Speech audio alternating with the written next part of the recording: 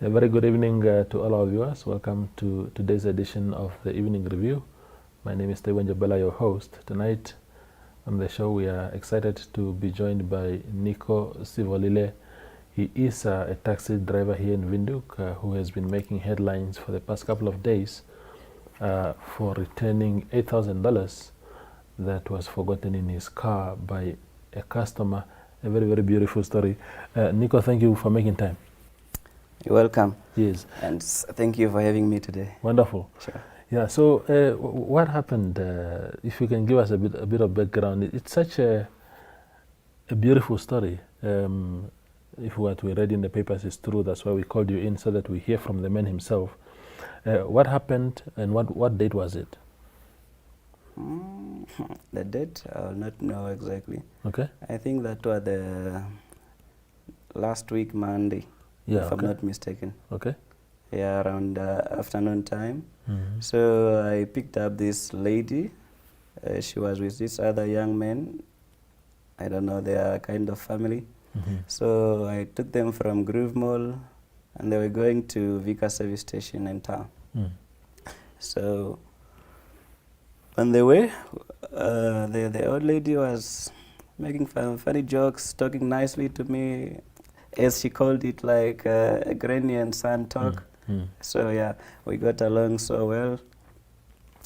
So I also helped them to load the things in the car because they had a lot of goods that they bought. So I helped them to load and as well as to offload when we reached at Vika service station. Yeah. So, but then I didn't see the handbag that remained was kind of a bit under the seat because she was seated behind. So when I left them there, I proceeded to Ochamise. That's when one client behind there noticed the bag, and then she asked the other clients also behind, because there were two. Yeah, the other client who we came with all along from the other side of Groove. So when she asked, the man said, no, the bag was not his. That's the time I noticed there was a handbag actually behind there. Okay, so I looked back, and then I saw the handbag, and I recognized it because I saw it when the old lady jumped in. Yeah, knowing that she was the only person who I just recently dropped. I already knew it belonged to her. So then, okay, I decided I'll take it back after dropping the people in Ochimise. Yeah, so I dropped the people there, and then I turned back going to Vika service.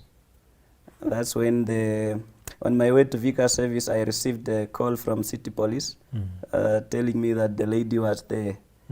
Yeah, I suspect she took the back number of the taxi and she went with it there. Or maybe they reviewed it from the cameras, I don't know. Yeah, so that's when I told them that I was already on my way to take the bag to the owner. Yeah, so instead then I just diverted. Instead of going to Vika, I went straight to City Police just to hand the bag back. Okay. Yes. No, it's an incredible story. So, but you are saying that prior to City Police calling you, you had already planned to return the bag, and it's not because you panicked that maybe you'll be arrested and therefore you must return it. No, I was already on my way, not because of City Police. Yeah. Just because I wanted to return the bag. Yeah. Yes. I mean, where did you get that the idea of returning so much money in a country where everybody's struggling? You're a taxi driver. I'm sure you also have your own struggles. You also have your own needs, but somehow you were returning the bag. Yes. Throughout my background, when I was growing up, I was raised from a family where we don't steal. Just like that. We are told not to steal because stealing is bad. You know? As I grew up, I learned to understand what it means to steal. Yeah. So I wouldn't want to steal from somebody just to make a better living. Absolutely. Yeah, so I prefer getting my money in the right way, just like I told the Namibian newspaper also. Yes. We saw the headlines. Yeah. So we also saw the because we are also then told that this family seems to have had death in their family, and that the money was even meant to buy a coffin. That's what we read in the Namibian. Did they say anything to that effect when you returned the money to say, my child, thank you, we actually needed this money so much for that? Yeah, the lady said that only when we met at city police, not before. Of course, yeah. Yeah, so she told me and the city police officers at the same time, like, yeah, she was like, do you know what this money was meant for? You could see the facial expression was like, she was in shock. She didn't believe that I brought the bag with money back. Yeah, she went on like, no, this money was meant for the coffin. Apparently she raised this other child, and then she was hit by a car, so she had to fork that money for the coffin. So by that, I was also impressed. I was happy with myself, because imagine if that person could not get that money back. Yeah, absolutely. What could she have done? Absolutely. Yeah. It was going to be a disaster, because obviously in a difficult time of any family, if they lose any money, because in fact what happens when people have death in the family, normally there's money coming in, good Samaritans coming forth with some donations and whatnot. So if it was the opposite, where the money is being taken out of the family, that would have been a disaster. But tell me about your background. When you say that you were raised in a family like that, what sort of values were instilled in you as a child? Yeah, as a child, I was taught to respect people, elders in general, any elder person, not just your parents. Yeah. So we're taught not to steal, not fighting, not to fight. All those bad things to stay away from them. Yeah. So I live by that. Definitely. Yeah. In Windhoek, again, because a lot of us were taught similar values. Yes.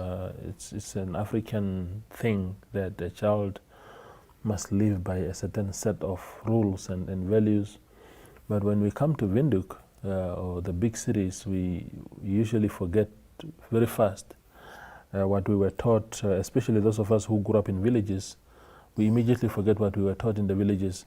Why do you think it's important to stick to those values even if you do not live in the village anymore? I think it's important because as a person you should also think beyond the level of just humanity. Just think of, what if you steal somebody's thing? How will that person cope tomorrow? Like, how long did the person come up to build something like that? Yeah. And then you just want to take it all away in a second for free, or maybe I don't know how to call it. It's bad. Yeah. Yeah, it's bad. I don't want anybody doing that, including myself. Absolutely. Yeah. What we read in the Namibian is that it is also not the first time that you are returning something. They said you've been driving a taxi for 8 years? Yeah. Okay. They said 10 years though, but... Oh. Yeah. I thought I read 8, but anyways, yeah. Okay. The point is that you've been in the industry for a long time. Yes. And that in the past, customers had forgotten their items in your car. How did you handle those previous incidences?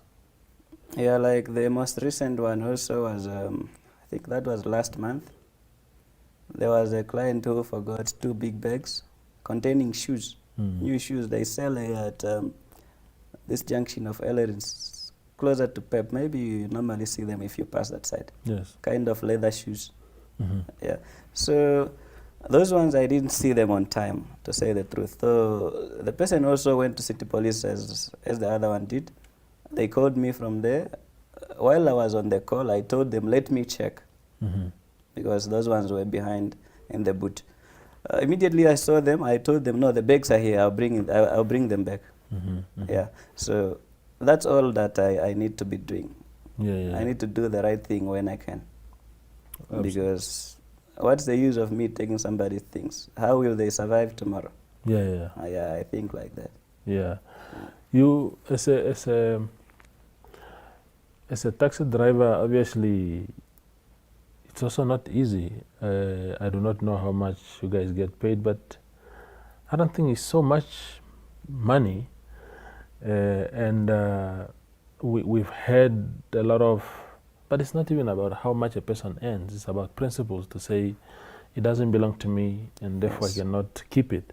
Exactly. But there are many of your colleagues in the taxi industry who, do not do the same. Do you think, Nico, also that, for example, these numbers, because we didn't understand at the beginning when these big numbers that are on the taxis, what they meant. Yes. And of course, we know that some of them are fake. Yeah. There was a time when someone was driving someone took a photo of two taxis following each other, and both had the same taxi number. Yeah. But do you think it helps a bit also in terms of preventing crime to have those big numbers? Very much. Yeah. Because imagine in the incidents of the shoes, what if I couldn't have seen those things and they didn't call me? Yeah. I probably couldn't even know whose things they were. Because you carried too many people. Yes. And I didn't really know who was the owner of the bags. Yeah. So then, at least they are helping a lot. Yeah. Just like you said, when I was there returning the shoes, I saw a lot of notices inside City Police. Like people get into fake taxis. They report the incidents, but they don't catch up with the people because the cars are not registered. Yeah, absolutely. You see. So even if you see the big numbers, they are fake. They mean nothing. Yeah. Like the one that you said now, I've also seen quite a few taxis, same numbers but different cars, different names. So then, I don't know. That's bad. Yeah, I hear you. We go for a quick break and return for second half. At OK Furniture, we know you work hard all year so you can give your loved ones a festive season filled with cheer. So to help you enjoy the Christmas you want, we save you money on the home essentials you need. Save on the 32-inch Omega HD-ready digital TV, now only 1799, or this Bradford Lounge Suite, just 8999. Only at OK Furniture, where we save you money.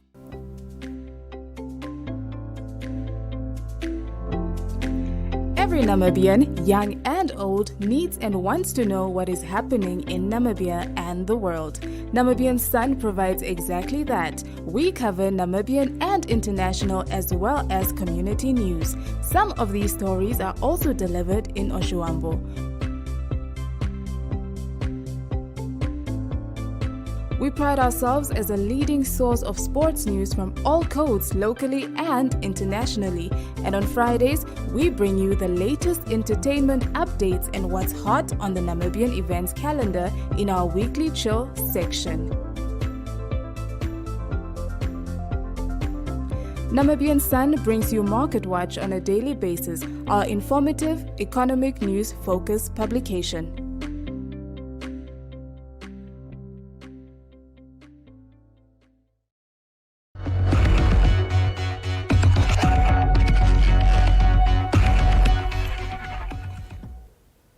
We continue the show with Nico Sibolile tonight on the show. Nico, I don't know if you have seen the reaction of the public. Of course, the majority of people have praised you, saying you are a good man, you are a good citizen. And then there are those who say, but how can this man, how can he return $8,000? Some even saying, yeah, he's a taxi driver, sort of looking down on you and saying, it's because of this kind of attitude that he's a taxi driver. If he was maybe a bit more dishonest, he would have been doing something else. I don't know. Have you seen any of those comments? I've seen them, but I don't really mind about them because they live their life the way they want. I live mine the way I want. Yeah. So I don't really mind anybody talking down on me. I do what I think is right. Yeah, yeah. They do what they think is right.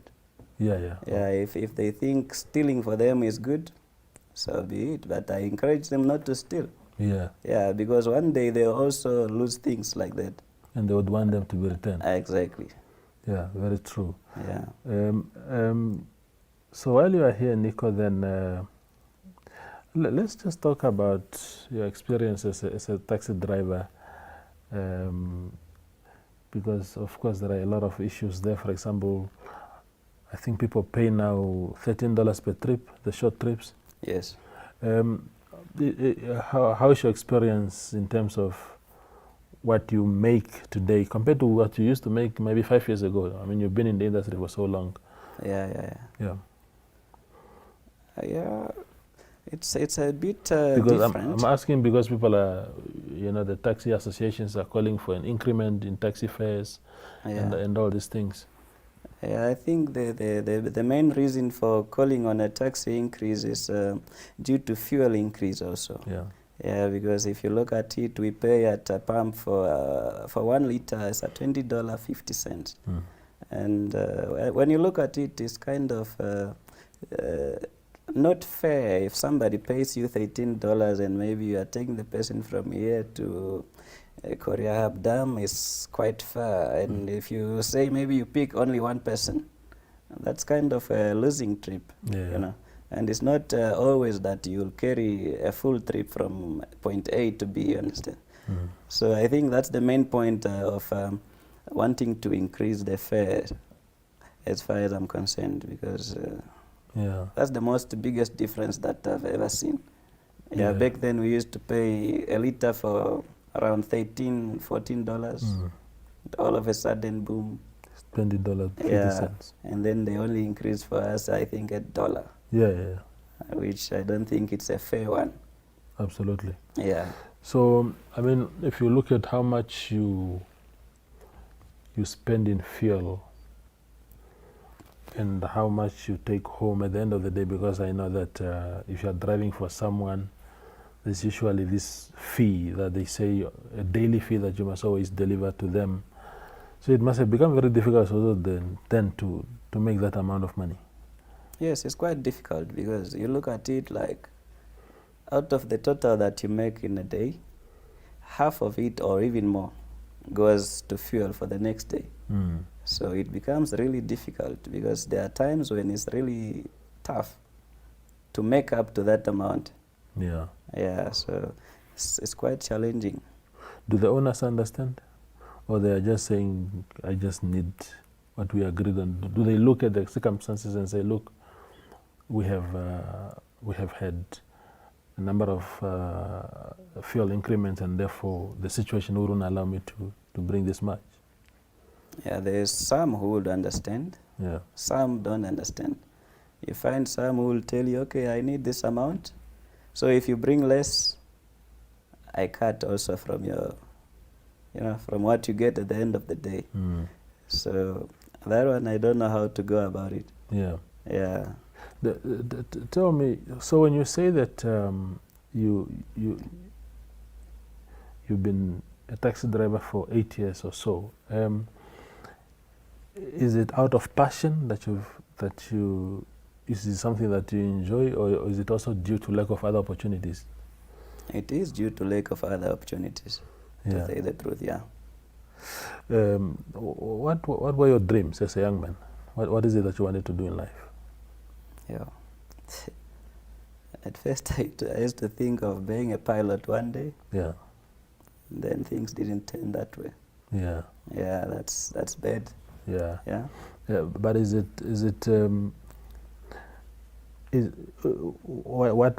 what took away that dream from you? Is it because you didn't pass in school, or you come from a background that didn't have enough resources to really help you pursue your dreams? What were your experiences? The most serious one is from a background of not financially stable background. So I couldn't do much. Yeah. Even if I wanted to try anything other than that, I couldn't because of finance problems. Yeah. Yeah. Tell me this. You see, in other countries, Yes. if someone is in the news for for a good deed like yours, you would have institutions or government agencies coming and saying, look, this is a good citizen. We must reward him with a job. I remember there was a Senegalese guy in France who, I think there was a baby stuck on the balcony of a flat or something, and I think the baby was climbing on the balcony and then he fell, and that man rescued the baby. I can't remember the details. Not too long ago, and he was awarded with a citizenship of France. Then he became, I think, a firefighter or something like that. And then just this past week, there's a plane that crashed into a lake in Tanzania. And there's a young man who came to the rescue of so many people. 19 people died, but the majority survived. Yes. Because he sort of opened the plane with some tools and whatnot. They rewarded him with a fireman job. Do you think Namibia should start also doing these things? I mean, look, what you did is what every good citizen should do. But because it's rare, sometimes you think that the person should be rewarded. What are your thoughts? Yeah, according to me, I think, yes, it's good always to reward such deeds. So as to encourage others, maybe they will change. Such people who are saying I should have taken the money, maybe they will look at, okay, this guy did this and then, so he got this one out. So maybe I should try it next time. Yeah, I think that would be a good example. Yeah, because I'm sure they're just looking at, look at this loser, he returned money and what does he get at the end of the day, you know? Yeah, people are looking at such things. Yeah. No, you're not a loser. You are really a model. Model. It's just an example. No, I hear you. No, and there are indeed those who will be saying, look at that loser or this loser. But for me, that is actually the obligation of any good citizen. I think in closing, Nico, then, what do you want to do in life? I mean, look, You've been on the road for a long time. It's not the highest paying job in town, and it's not the safest job in town either, because sometimes you give a lift to people with bad intentions.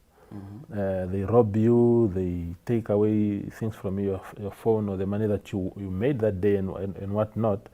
So it's a very risky job. And being on the road also, accidents can happen. Of course, they can happen to all of us, but maybe you are more prone to such risk because you are always on the road, almost 24/7.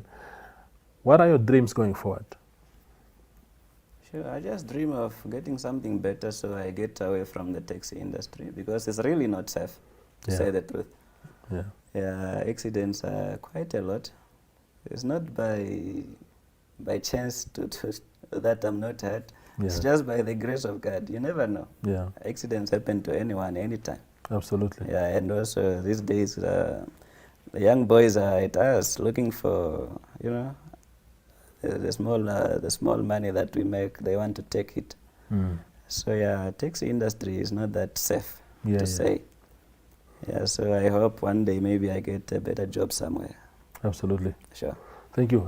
Thank you, Mr. Sibolile, for making time, and thank you for being a very good citizen. I hope my viewers are watching, and some of them are very prominent people who have opportunities, who can call us and say, look, we are looking for that man's number. We have some ideas here. Maybe he will be interested. So those of you who can do that for a good man like this one, do that. But thank you, my brother. Thank you very much. Sure. That was tonight's show, and good night. The Evening Review is a daily interview-based talk show that dissects and expounds on current affairs as they occur in Namibia. The show aims at reaching Namibians of all age groups who seek better understanding of the state of current affairs in the country. This show is broadcasted on NTV, 1up2.com, and cross-shared on the following Facebook platforms: Namibian Sun and Namibia Media Holdings. The Evening Review focuses on interviews, latest news, and up-to-the-minute current events. Contact evening@synergy.com.na.